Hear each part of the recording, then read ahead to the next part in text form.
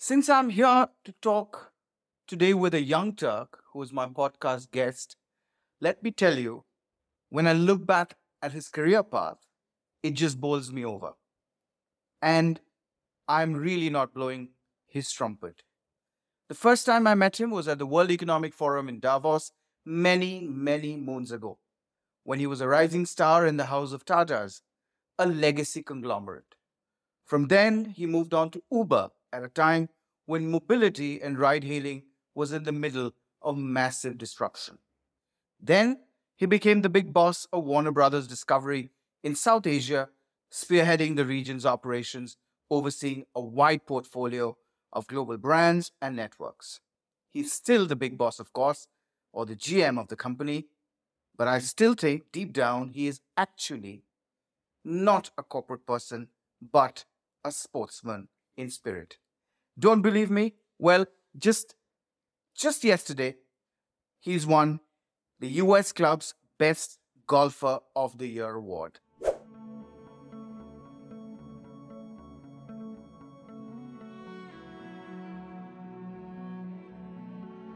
You are the biggest distributor of Hollywood movies in India. And Warner Brothers association with India or Warner Brothers Movies association with India actually goes predates India's independence.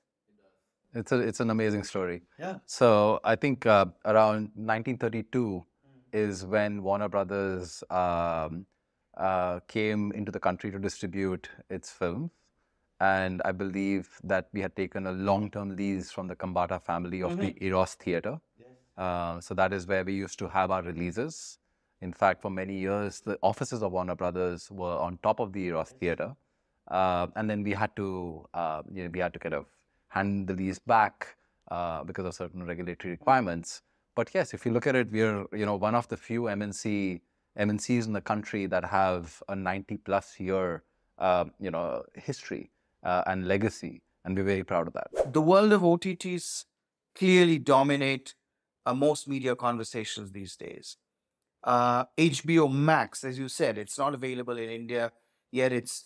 But it is available elsewhere and is, I think, one of the very few profitable streaming services. I think it's you and Netflix are the two profitable streaming services anywhere in the world. But in India, interestingly, you chose to have a license agreement with Geo Cinemas instead of launching the services. If I'm not mistaken, you were hired to launch HBO Max in India, and that's why I joined Warner. What changed? Why did you, from a launch of a streaming service, you get into a licensing agreement? So by the way, HBO Max is now rebranded as Max. Yeah. I joined the company. I left Uber to join Warner Media at that time to launch Max in India. I think it was a fascinating opportunity, and I continue to be excited about all the rich progress that we are making with Max globally. You're right. We're in about 29 countries, and we just launched LATAM most recently, 29 or 39 countries. And we'll continue to expand our global footprint. I think we're launching in Europe very soon and then come to Southeast Asia by the end of the year. Look, when the companies merged, the priorities also were, to your earlier question, the priority was on making sure that we have profitable growth. And therefore, I think the leadership re-looked at the world map and said that what is the sequencing that we need to do in terms of launching Max in global markets, so that we not only do we provide access to this platform to our fans everywhere, but we do it in a profitable manner. You had Dune, which was a science fiction, one of my favorite science fiction books, which has been made into a movie, and what a movie it's been. But I may have been a minority when it comes, when you talk about big numbers, when it comes to loving a movie like Dune. But on a larger genre-wise, what are the unique genres that work especially well in India? Yeah, I'll come to that question in a bit. In fact, you're not in the minority because, the numbers that we saw for Dune far exceeded our expectations. I think if you look at Warner Brothers theatrical in India, 2023 versus 2022, we saw 100% increase in box office collections for us. And it's the highest ever Warner Brothers theatrical and distribution team in India has ever, recorded in terms of revenues. So it's been a seminal year for us. And that's thanks to, people coming back, in droves to theaters. And second, the amazing slate that Warner Brothers has released, as well as the distribution on behalf of Universal that we do. In terms of genres, to your question, India loves consuming monster flicks. So the Monsterverse has done phenomenally for us. Our latest release has been Kong versus Godzilla. It is the highest grossing Warner Brothers release ever. All right, in India. In India. Globally, I believe we are close to, or we've already surpassed $1 billion number. In India, it's the highest ever grossing box office film as well.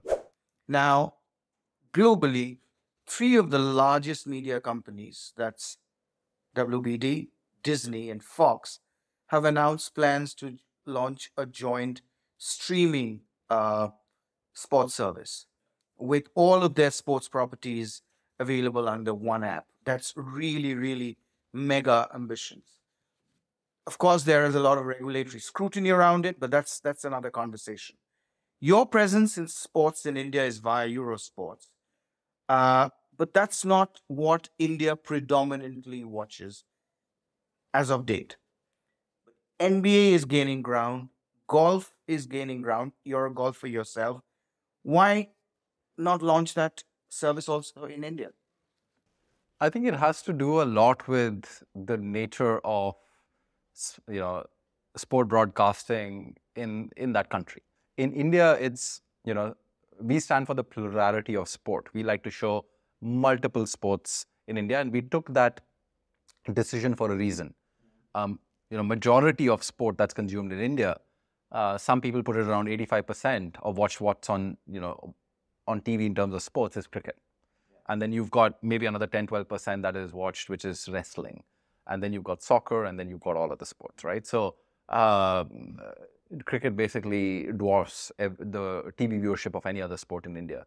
So we took consciously a call to show so we've got a little bit of cricket, but we show sports that have a very niche but very strong fan following. So we show a lot. We shed the spotlight on many sports in India that do have niche consumption, other than cricket, and that I think has been our mission. To grow the fan base and the consumer base of these sports by making them accessible to people, because viewing them on television and giving them the airtime and sunshine is important. And that's where we come in as a unique channel partner or a broadcast partner to these franchises and leagues. Warner Brothers and Discovery have turned out to be far more resilient than what others thought when they actually merged way back in 2021. In 2021, the Netflix or the Disney, the Paramount corrections hadn't happened. All of them have gone through their fair bit of flux. We talked about Disney. We talked about some of the other consolidations that's happening around the world. The churn is still continuing. Yet, Warner Brothers Discovery they are now sitting on a war chest of over $5 billion free cash flows, trailing 12 months, and you retired $12 billion of debt over the last, I think, 2 years. That's quite a powerhouse. Yeah, I think the merger happened in 2022, April of 2022. Look, the company has definitely made significant ground in living out the vision that our leadership had charted once the two companies merged to form Warner Brothers Discovery, and delivering on that promise. And we are very happy with how responsible the leadership has been and the company has been in delivering to those guidance to the street. And I think last year was another significant milestone for us in generating about $41 billion of top line, about $10.2 billion of EBITDA, a very strong showing for the company that we are. And it doesn't come as a surprise considering the premium content that the company creates and the investments being made into partnerships and distribution channels so that more and more of our fans across the world are able to live and breathe and feel and consume that content. you.